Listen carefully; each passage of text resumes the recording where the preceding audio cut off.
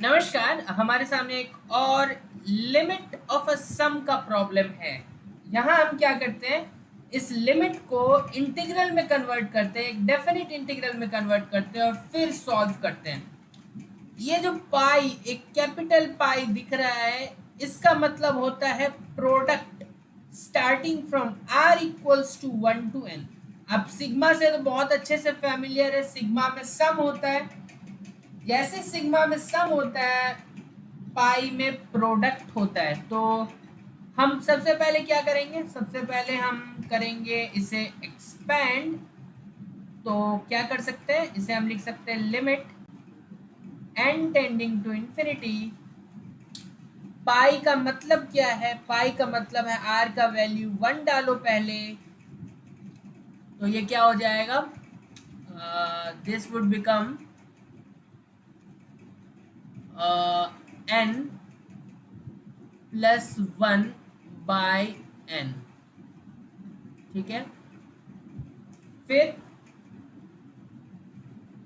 अब क्योंकि प्रोडक्ट है ना, तो बार बार पावर 1/n लिखने से अच्छा एक ही बार लिख देंगे। फिर एन, आर का वैल्यू 2 डालोगे तो क्या आएगा, n प्लस 2/n। आर का वैल्यू 3 डालोगे तो n प्लस 3/n। कहाँ तक जा रहा है ये, n तक ना, n प्लस n/n। सबका पावर 1/n था, मैंने डिसाइड किया कि एक ही बार लिख देते हैं। ठीक है। अब लेकिन इसको आगे कैसे बढ़ाएं, क्या हम इसे सिग्मा में कन्वर्ट कर सकते हैं। देखो, इसको अगर हम L मान लें, इस लिमिट को कैपिटल L मान लें, तो अगर हम लॉग ले लें दोनों तरफ, log L will be, log limit के अंदर चले आएगा, तो limit n tending to infinity log ये पूरा चीज, तो n plus 1/n multiplied by n plus 2/n multiplied by n plus 3/n, so on n plus n/n power 1/n। अब यहाँ लॉग की दो चीजें काम आएगी। पहला कि लॉग में जो भी पावर होता है वो सामने आ जाता है, तो ये 1/n अगले स्टेप में सामने आ जाएगा। ये दो प्रॉपर्टी जो मैं बोल रहा हूँ वो ये है, log x power n, base कुछ भी हो तो that becomes n log x। तो उसके मदद से हम 1/n को सामने ला पाएंगे, सामने मतलब लिमिट के बाहर ही लिख सकते हैं उसको। दूसरा है कि log ab या abc या abcd whatsoever can be written as log a plus log b। So product can be converted into sum of two log। तो ठीक है, अगले स्टेप में हमें क्या देखने को मिलेगा, हमें देखने को मिलेगा log L equals to 1/n सामने आ गया, limit n tending to infinity log, अंदर क्या मिलेगा, n plus 1/n plus log n plus 2/n plus so on, last में क्या मिलेगा, log n plus n/n। Power तो सामने आ गया 1/n। अब क्या करें आगे, अब क्या इस सम को जो आपको दिख रहा है log plus log plus log, इसको समेशन के फॉर्म में लिखा जा सकता है। So this is nothing but limit n tending to infinity, एक समेशन है starting from r equals to n going all the way till n। और समेशन में है क्या, देखो n/n तो हर केस में है, तो दैट विल बिकम 1। और देखो यहाँ पे 1 है, यहाँ पे 2 है, लास्ट में n है, तो हम बोल सकते हैं इन जनरल r/n। r को स्टार्ट करो 1 से n तक जाने दो, तो आपको वही मिल जाएगा, क्योंकि सिग्मा दैट मीन्स सम। ठीक है। अब आता है असली लिमिट ऑफ अ सम का फंडा। फंडा क्या बोलता है, वो बोलता है कि r/n जहां जहां दिखे उसको आप x से रिप्लेस कर दो, 1/n एक ही जगह दिखेगा, उसको आप dx से रिप्लेस कर दो, ठीक है। और यहाँ पे एक और चीज देखते हैं, क्योंकि r जा रहा है फ्रॉम 1 to n, लेकिन हमें तो लिमिट चाहिए x की ना, क्योंकि इसे आप डेफिनेट इंटीग्रल में कन्वर्ट करने जा रहे हैं। तो r/n की वैल्यू निकाल लो। सो r/n, अब 1/n आ गया, देखो ध्यान से। अब n, because n tending to infinity, so 1/n will be 0, ठीक है। तो this is 0, r/n itself is x and n/n is 1, so x limit will be from 0 to 1। ये इंटरेस्टिंग चीज हो जाता है, x का लिमिट हम सिग्मा से निकाल लेते हैं, तो एक ये log l तो LHS में रहेगा ही, राइट हैंड साइड में एक इंटीग्रल बन जाएगा जिसका लिमिट हमने ऑलरेडी डिसाइड कर लिया 0 to 1। इस 1/n के जगह लिख देंगे dx, बाकी ये log का तो ऐसे ही रहेगा, और 1 प्लस, अब ये r/n बन जाएगा x, दैट्स इट। अब इससे आप कर लो सॉल्व, ठीक है, क्लियर। सो इसे सॉल्व कैसे करें, इस इंटीग्रल को सॉल्व करना है हमें, which is log 1 plus x, ठीक है। तो क्या इसमें कुछ प्रॉपर्टी वगैरह लगा सकते हैं। सो log l इज, इसको सेपरेटली सॉल्व करके देखें क्या, log 1 प्लस एक्स, 0 से 1 log 1 प्लस एक्स को लेट से हमने i मान लिया, तो i को हम ऐसे भी तो लिख सकते हैं 0 to 1 log x के जगह 1 माइनस एक्स,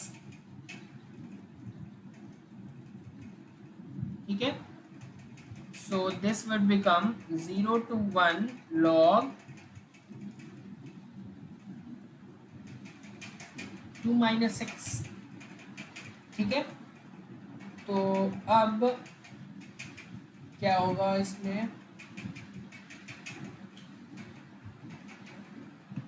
यहाँ पे इतना करने से अच्छा है, इससे कुछ आउटपुट तो मिल नहीं रहा है, तो इस तरीका को अवॉइड करते हैं, डायरेक्ट बाई पार्ट लगा लेते हैं, वही सही रहेगा, क्योंकि लॉग में तो बाई पार्ट लगा ही सकते हैं।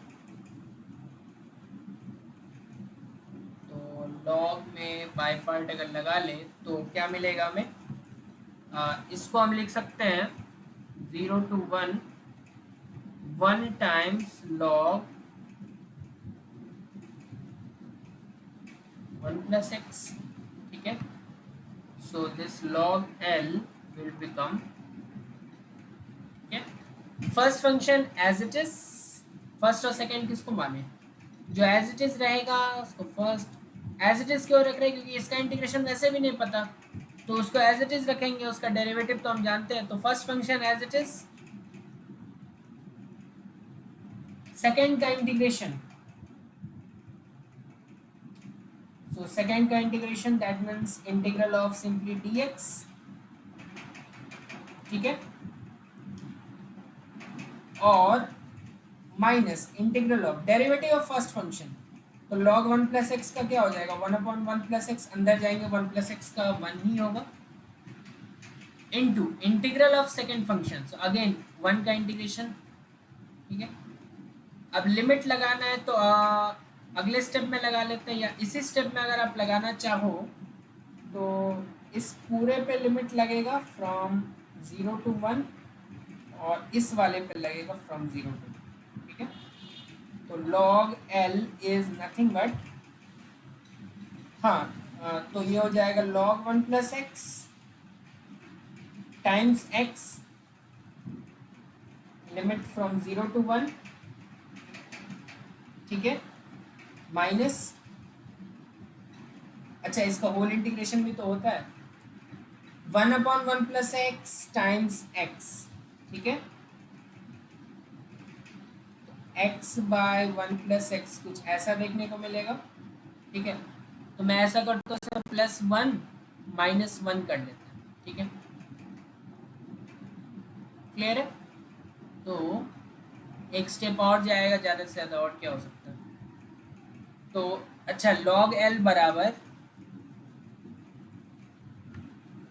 इसमें क्या हो जाएगा, लिमिट रखेंगे, अपर लिमिट रखेंगे तो 1 times log 2, that is log 2 only, minus lower limit रखेंगे तो 0 ही आ जाएगा, तो वहां से तो कुछ आया नहीं, माइनस। अच्छा, ये क्या आ गया, ये आ गया 0 से 1,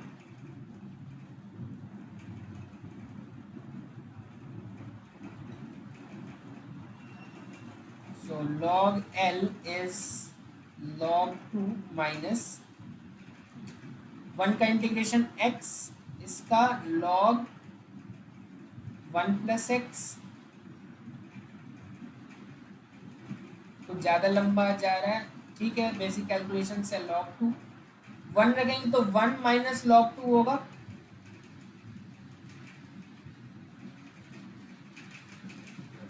और 0 रखेंगे तो 0 माइनस log 1 होगा, दैट इज ऑलवेज 0, क्योंकि log 1 0 होता है। तो यही आया फाइनली हमारे पास। तो क्या मिलेगा हमें, log L will get is log 2 minus 1 plus log 2, ठीक है, क्लियर है। सो log L will B 2 times log 2 minus 1,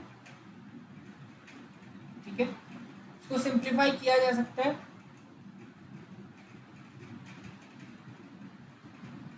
क्योंकि लेफ्ट हैंड साइड का log हटाना है ना, तो इसको यहाँ ले जाओ, और 1 को हम लिख सकते हैं